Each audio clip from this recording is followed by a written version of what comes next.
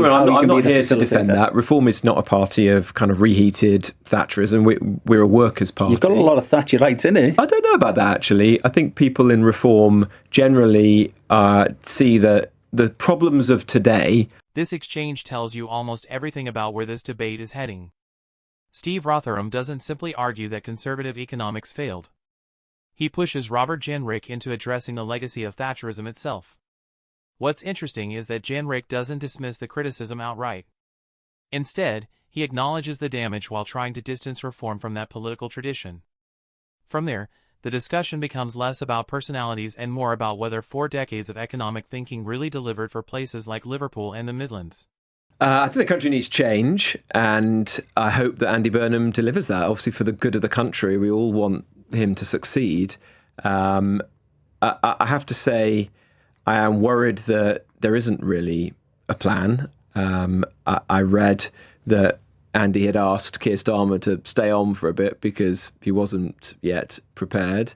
True? Oh, no, I mean, look, we get this all the time, don't we, with the Westminster tittle-tattle down here. Somebody will say something and then all of a sudden it's the truth. You can't repeat things because somebody somewhere might have said something at some stage. Otherwise, we'd all get into that rabbit hole. I think the really important stuff is that he genuinely does have a plan. So you can imagine that over the last 18 months, as support from the party had started to ebb and we saw some of those local election results, we were saying, well, what is it that we would do differently? Notice how quickly the discussion shifts. Rather than debating an unverified claim, Rotherham refuses to let speculation become the foundation of the argument and redirects the conversation back toward policy. Well, I hope that's the case, obviously.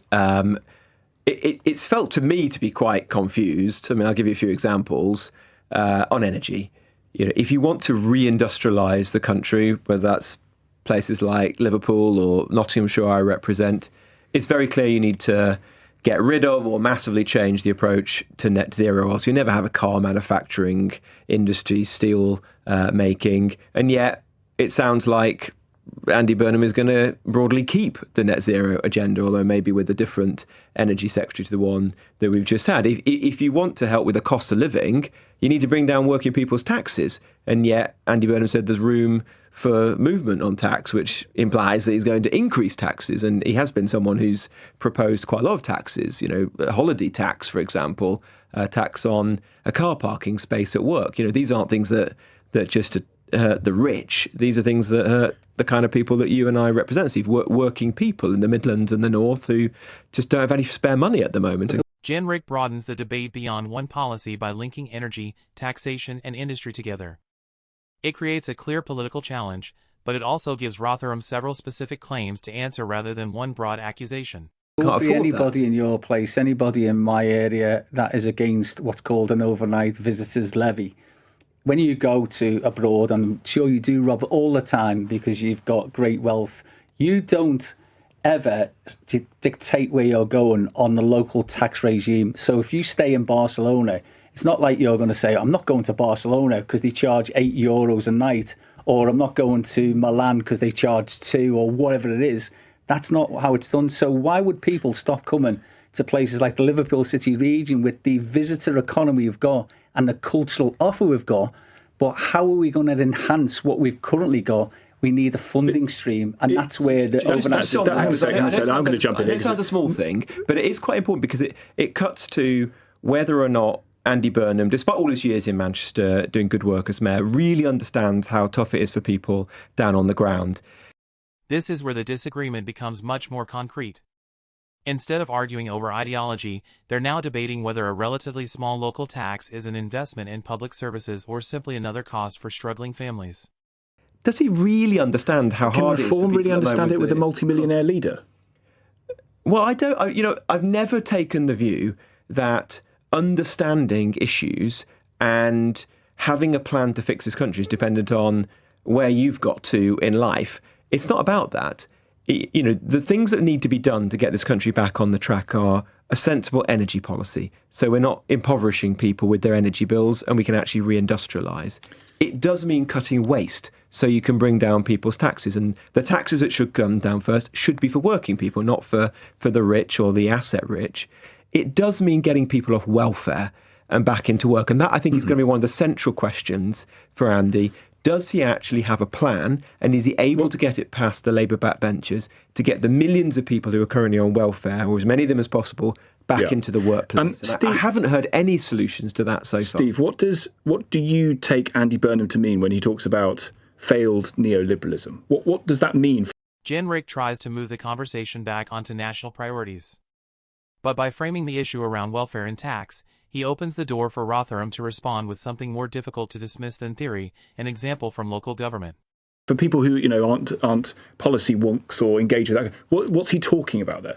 I just think it's a bit rich, isn't it? He's been in post 5 hours, and Robert's saying he's a bit disappointed that he hasn't heard all the policies coming out. So let me just tackle the one that he's just spoken about, which is around welfare. I'll tell you how you get the welfare bill down, because we did it in the Liverpool City region, and I think it was working in tandem with you, believe it or not, when you were a Tory. And what we said was, there's a different approach that you can take, and your government at the time was sanctions first. You remember, it was all about sanctions. If somebody turned up late, it was about sanctions, and it was punishment and punitive measures. What we did, we had what's called a housing first approach, and we got people back into homes, and then through something called households into work, back into jobs. And it cost less for the state per person than it did through the sanctions first, because we gave a wraparound support. This is one of the debate's most significant moments. Rather than arguing over ideology, Rotherham answers with an example he says produced measurable results, shifting the discussion from political principle to practical outcomes. What exactly is he referring to there? What does that mean? So you possibly remember in the 80s under Thatcher-ism, there was a guy called Professor Patrick Minford, and he talked about trickle-down politics, and he said basically what happens is the rich all get rich, and then eventually that percolates down to everybody, so everybody is raised by it. But over the 40 years that we've seen this, certainly areas like ours and Clacton and others, they haven't seen the benefits of this trickle-down approach. Devolution, by the way, started with people like Robert and others. Devolution is targeting and focusing what we can do locally. So is that to say there's going to be a ceiling to wealth beyond which everything gets taxed, or you don't want the rich to get any richer without people who aren't seeing the effect of that, the positive of that, getting richer themselves? What does that mean in policy terms? So in reality, what it means is that through devolution, you can do things in your own area. Notice the distinction Rotherham draws here. He avoids turning the conversation into a debate about wealth itself and instead reframes it around where decisions are made and whether national policy has delivered equally across the country.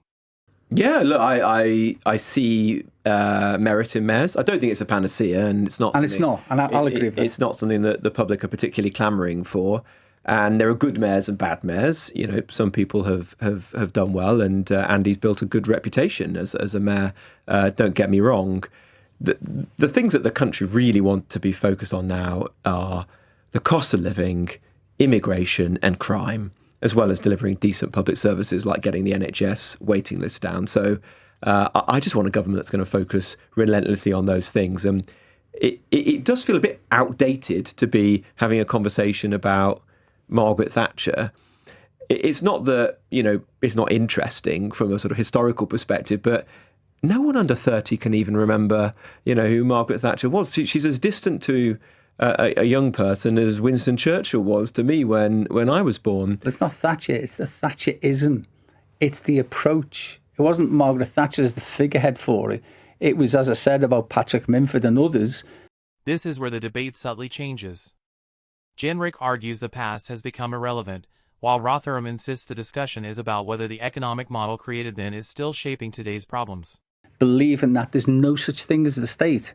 Well, there is. The state's got a huge part to play as a facilitator. Yeah. And we've seen locally how you I'm can not be here a to defend that. Reform is not a party of kind of reheated Thatcherism. We're a workers' party. You've got a lot of Thatcherites in it. I don't know about that, actually. I think people in Reform generally see that the problems of today are very different to those of the 1980s. They'll need different solutions.